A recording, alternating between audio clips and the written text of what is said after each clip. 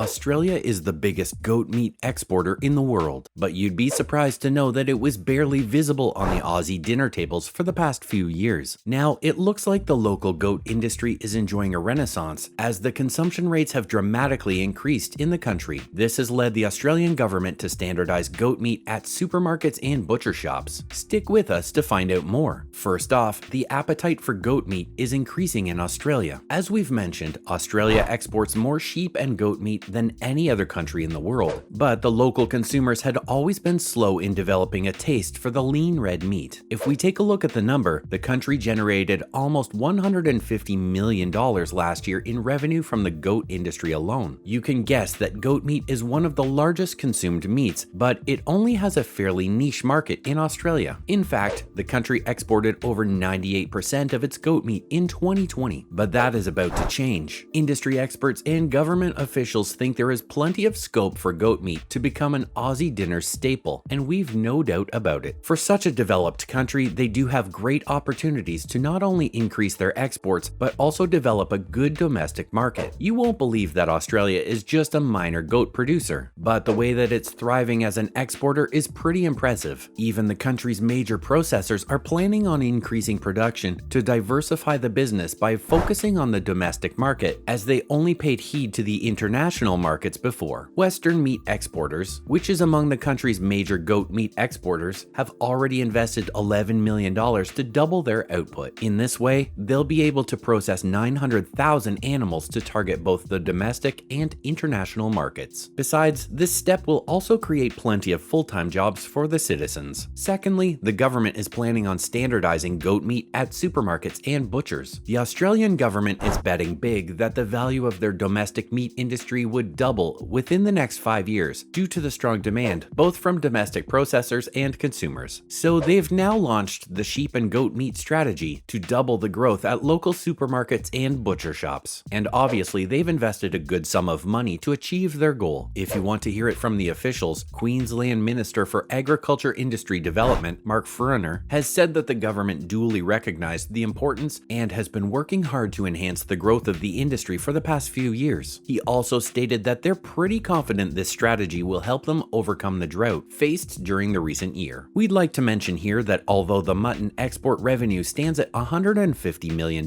it was actually down 40% from the previous year. So now the government is planning on making proper investments to accelerate goat production, with hopes that this strategy will help them capitalize on it. Besides this, why are they focusing on goat meat now? Did you know that mutton was actually a staple in the Australian diet a few decades ago, but the consumption dramatically decreased over time? Various industry experts have said that there can be two major reasons that goat meat is now rarely seen in supermarkets. The first one is that the country is more focused on developing the beef and lamb industries. After all, it grosses them a revenue of $300 million or more every year, so they concentrate on increasing their production in these sectors. This has also impacted the domestic meat consumption levels to the point that Aussies have completely lost touch with goat meat over the years. And now the government believes they've totally lost the sense of cooking it and cooking it well. So it's not about how much they don't like eating it, but it's more about the fact that they don't understand it anymore. An Australian chef and TV presenter says that goat meat has always been the healthier option. On top of that, it's tastier than beef when cooked properly. In this way, it can be the best, healthier, and a perfect choice for casseroles, stewing, and curries, because nothing will compete with it for tenderness, texture, and flavor. Well, this sounds amazing. Now you can understand why the Australian government is focusing on increasing their goat meat production, but they should also keep in mind that encouraging more people to consume goat meat could be compared to the egg and chicken paradox. People won't buy it if the prices aren't in their range. After all, mutton always tends to be the most expensive of them all. So if they want to see more people go out and purchase goat meat at their local butcher shops and supermarkets, then they'll have to make their strategy more customer oriented. And finally, training is vital for growth. Now that the government has invested millions in developing the goat industry, doubling their revenue is the only thing on their mind right now. As we've also mentioned that the domestic processors are also investing money into their business to give a supporting hand to the government in achieving their goal. This means that there's going to be an influx of jobs in the goat industry in the upcoming years. But the thing is, they need proper planning here as well. All their efforts will go to waste if the newly recruited individuals aren't well trained. This is definitely one of the bigger problems at the moment. No doubt there'd be a lot of people who would want to be part of the industry, but the government should make sure that there are proper on-ground training facilities to get them going, unless the whole strategy could fall short. Let's take a look at other news from around the globe. First off, cases being underreported in Victoria's new COVID wave. We're halfway through the year and it looks like COVID is showing no signs of slowing down in Victoria. But what's even worse is more than half of COVID cases are not officially reported. This has created a panic in the people after the state just had one of the deadliest months on record. It seems those days are gone when the number of people infected with the virus would determine the public health measures. But authorities believe that just 45% of the cases are being reported to the Department of Health. There can be a number of reasons behind it. As COVID has morphed into multiple variants, not everyone is displaying the symptoms. Besides this, even those with symptoms are taking it lightly and not going for the test. On top of that, people who have tested positive won't report it to the health department. The cases were at their peak during winter, and now that the state inches out of the winter season, the health department is optimistic that they'll turn a corner, despite their claim that low cases are being reported. But they're right about the fact that it's the responsibility of the citizens to report positive results. In this way, they'll get proper access to antiviral treatments and medications, which will prevent the danger of further complications. Besides this, vulnerable individuals around them will be at a lower risk. Although hospitalizations are reducing across the state, the death rate is still surging, particularly among older people. In fact, hospitalizations and deaths due to BA4 and BA5 subvariants of Omicron strain among the elderly are touching the numbers of the first COVID wave in the state. Secondly, habitual mask wearing helps East Asian countries to bring down their death toll. While Australians are debating over wearing masks, citizens of countries like Japan, Singapore, and South Korea are pretty happy to wear them, and they've generated some powerful results this way. In fact, wearing masks has become a cultural norm in these countries, and even after 2.5 years into the pandemic, they've continued to find persistent success against the subvariants of the Omicron strain. Singapore still has the requirement for individuals to wear masks in public places. Even at weddings, it's mandatory for the bride and groom to take precautions. If they want to take the mask off, they must wear a face shield. As for Japan, face masks have started to be known as face pants. You wouldn't leave your home without pants on, so you wouldn't forget to wear a mask as well. Although the law doesn't require people to wear one, wearing masks has turned into a cultural norm in the country. And finally, more space junks found in New South Wales. The Australian Space Agency continues to find space junk in New South Wales. Recently, a third piece of space debris was found, which is believed to be part of a SpaceX aircraft. Previously, 2 pieces of the craft were found by the local farmers in neighboring properties of Noombla Vale after they heard a loud bang in the region on July 9th. That's a wrap for the video. Do you prefer mutton over beef and chicken? Let us know in the comments below. Make sure to give this video a thumbs up and subscribe to the channel for more amazing and exciting videos like this. See you in the next one.